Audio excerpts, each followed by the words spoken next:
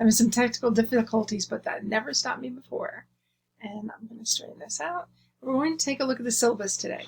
All right. And this is Remote Studio 220, and we're just going to buzz right through this. Okay. So the course description is fairly basic. It's a full-year course, emphasizes rigorous development of reading and writing, listening, speaking, and critical thinking skills. We look at fiction and nonfiction, poetry, short stories, essays, novel excerpts, all the things. And your class materials, let me move myself over. Ooh, there I go in the middle. Your class materials, pretty basic. Look at me, I'm blocking the whole thing. You need a computer or device, some paper or a notebook, some highlighters, at least 3 different colors would work, and a pen or pencil of really any color except for red. All right, that's the list I just said. Look at my cute emoji. We're going to use Flipgrid. All your lessons will be in Teams. If you do not have access to a computer or a device or the internet to complete the assignments, please contact me as soon as possible so I can hook you up, get you going. All right, move myself over. So the classroom policies are fairly straightforward. I have the 4 B's. Be on time, your live video should be muted, be awake, be alerted, and it's weird saying this, but please be dressed, okay? Be ready to learn, be prepared, have your writing utensils, your notebooks. If you have to download information or files and work together or need some tutoring, make sure all those things are ready to go before you log in. You'll have an invitation. You'll know when you're logging in. All right? Follow the daily routine. Come right into the classroom team, upload or download coursework, begin the bell ringer without socializing, give me a chance to take attendance. Sometimes I'll be doing attendance on the computer for kids that are home and also have a live class in front of me. So just give me a chance to make it all happen. It's going to be a lot slower than it was last year. Let me see, let me scoot over here in the middle. Okay, so live classes and pre-recorded sessions. I very much am going to do a flipped classroom this year, meaning your instruction will be taped. Instruction is taped, I should say, clearly. And you'll be able to stop the video, go back, rewind it, do whatever you have to do so that you understand the material. And this is really important because you don't have to worry about your memory. You just go back, access it several times, and then if you have questions, you can stop and write them down and continue on with the video and figure out what you know, what you don't know. My big plan is to have Mondays and Thursdays as whole class instruction and discussion, and Tuesdays and Fridays as breakout sessions, small groups, independent work, or remediation. And remediation means some tutoring and extra help, which everyone needs. If you must miss a class, let me know, and be sure to check the live classes or pre-recorded videos for your team. Review the content we learned in class. That's your job. It's your job. Now that we're remote and everything is on Teams, there's no excuse not to know what's going on, whether you're, unless you have, you're in a blackout, which would be horrible, but it happens. There's my markers dancing. Okay. Move myself again. All right, the grading policy, also fairly straightforward, and goes along with the Board of Education policy, which you can look up. As we navigate our new normal, assignments are posted each day. They're due as soon as they're assigned for the most part, within 5 or 6 days. Sometimes you'll get a weekend. Yeah, my late assignments, those aren't right, actually. It's only 25 points is the most you can lose. Any later than a few weeks, and you will get an alternate assignment. Participation points are earned through interacting via Teams during remote instruction. Well, you have to have your face here to get participation points if there are any available, because there aren't always, but if there are some available, where you'll type in an answer into the chat box or something like that, you will get class participation for those days, so you have to be there. Speaking and listening skills are a major part of the state next generation standards. That's why I'm expecting you to participate actively. I may call on you to speak. Cold calling, it's called, where I just pick you out of the group. It's, hey, what do you think? And hopefully you'll have an answer, or someone will jump in and give you a hand. It's okay. I don't like to put people on the spot, but we also have to keep moving. Academic honesty. Don't get in big trouble. It's easy to do online. Please don't. Please don't. It's expected that each student exercises academic honesty, which means completing their own work. Cheating and plagiarism are strictly prohibited in this course. This includes, but is not limited to, copying classwork or homework, copying answers on a test, copying text from the internet without proper citation. Any student found to be cheating or plagiarizing will receive a 0 for the assignment and will not be permitted to make it up. This includes both the copier and the owner of the original work, so don't get in trouble. Move myself over. Look at my cute emoji. All right. I'm still totally in the wrong place. Here's a look at my literature, our literature. Well, because we're remote, I'm not really sure what we're going to do. I'm planning short term instead of long term.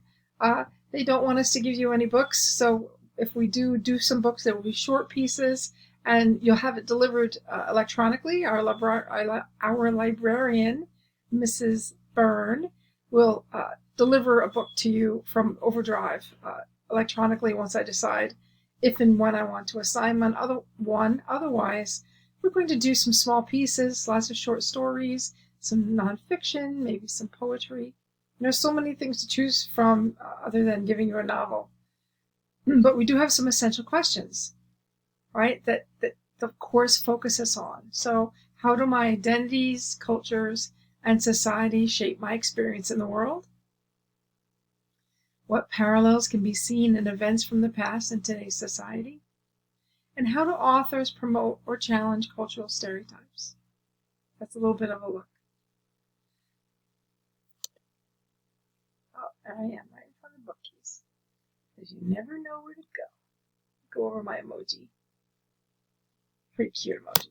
Anyway, now I'm on top of my classroom expectations. All right. Please know that you are valued. You matter. Your voice matters. Please use it to shape the experience we have together this year. This includes sharing your thoughts and your opinions, voicing your concerns, and offering ideas for our learning. Like, you're in the room. We're all together. You are highly capable, and much will be expected from you. So be comfortable with struggling through difficult tasks and pushing yourself to the upper limit. Nothing comes easy the first time. If you get it wrong the first 5 times, that doesn't mean that you're never going to get it right. It just means that whatever it is, it's worth the struggle. So bring your best self each day in order to rise to those challenges. Think about how these discussions can help your growth as you continue your personal marathon to success. The goal is to get the cap and gown on. The goal is to grow up. The goal is to be, an adult and be able to survive and happily, and God knows what else, right? Protect your learning community at all costs. Now that we're online, we are really much more intimate than we ever were. We're looking right at each other's faces. You can't hide in the class anymore.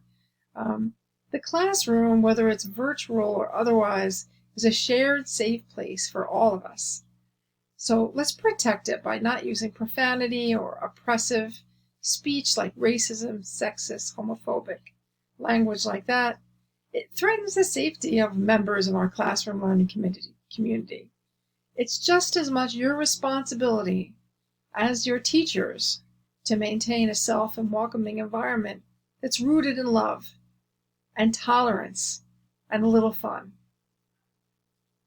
And I got that from litcircles.org, which is a great website. We all agree and believe this. So the classroom expectations, pretty basic. Let's see, where am I going to go? Honest and consistent.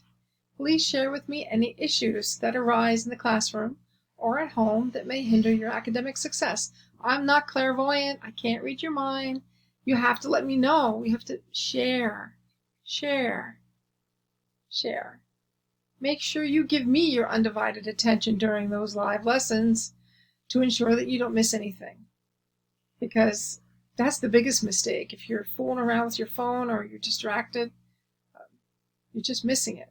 And then you have to be retaught, like have a tutoring session, which is going to be triple hard because you can't come to my room after work, right? You can't come after school and spend an hour with me after school in my room, or Mrs. Hazelness, or anyone.